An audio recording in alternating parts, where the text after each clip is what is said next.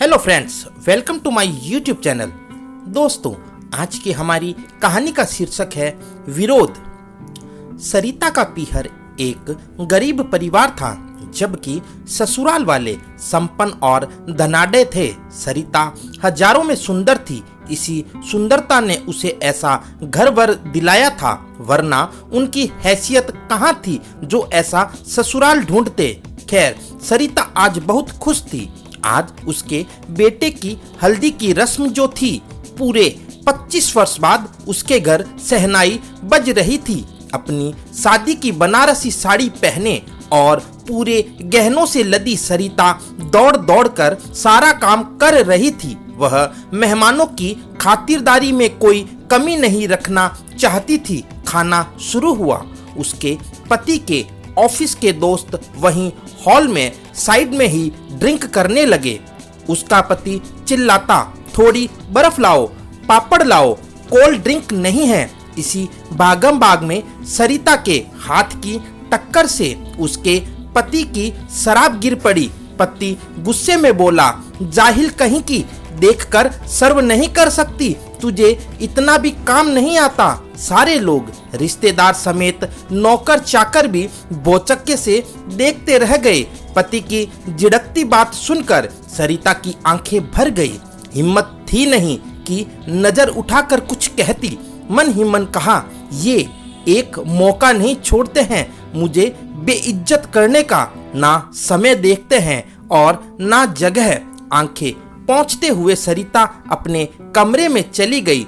सरिता की ननंद उसके कमरे में गई और उसे समझा बुझा कर वापस पार्टी में चलने के लिए तैयार किया। मुंह धोकर सरिता माथे पर आंचल डाले अपने कमरे से बाहर निकली। बैठक के दरवाजे तक पहुंची ही थी कि बेटे ने टोका, ओ माँ, यह क्या लुक बना रखा है दुल्हन वाला?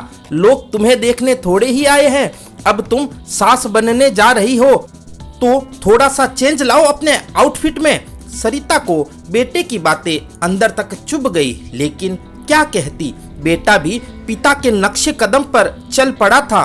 उससे बहस करना व्यर्थ था। बबूल के पेड़ पर आम फलने की उम्मीद करना बेकार था। धूमधाम से सरिता के बेटे की शादी हुई। दुल्हन विदा होकर आ गई। वह दहेज में ज्यादा धन दौलत तो नहीं लाई, पर साक्षात लक्ष्मी का अवतार थी। जब उसने सरिता के पांव छुए तो उसने अपनी बहू को गले लगा लिया।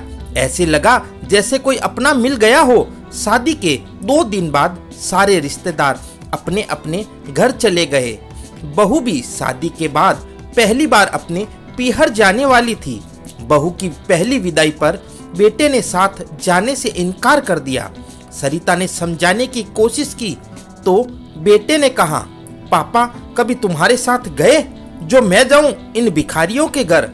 बहू को गुस्सा आ गया। उसने पलट कर कहा, फिर शादी क्यों की? आपको जब रिश्तों का अपमान ही करना था। मैं अपने मायके का अपमान नहीं सहन करूंगी। इतना सुनते ही बेटे ने आवेश में बहू पर हाथ उठा दिया।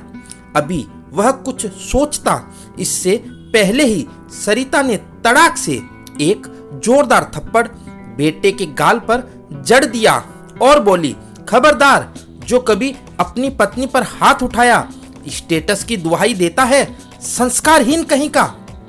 पहले इंसान बनना सीखो, फिर पति बनना।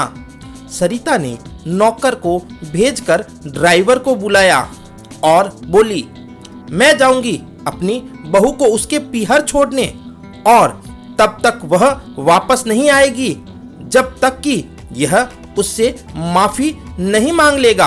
अपने बेटे की तरफ गुस्से से देखते हुए सरिता पुनः बोली, तूने क्या सोचा कि मैं तेरे पिता का विरोध नहीं कर पाई तो तुझे भी मनमानी करने दूंगी? ये मेरे घर की लक्ष्मी है और मेरे जीते जी मैं इसका अपमान नहीं होने दूंगी। मेरे पीछे कोई नहीं था, लेकिन अब ऐसा नहीं होगा। मैं खड़ी हूं अपनी बहू के साथ, समझा? आई होप फ्रेंड, ये कहानी आपको अच्छी लगी होगी। अगर कहानी अच्छी लगे तो अपने दोस्तों के साथ इसे शेयर करें और चैनल को सब्सक्राइब करना ना भूलें। Thanks for watching.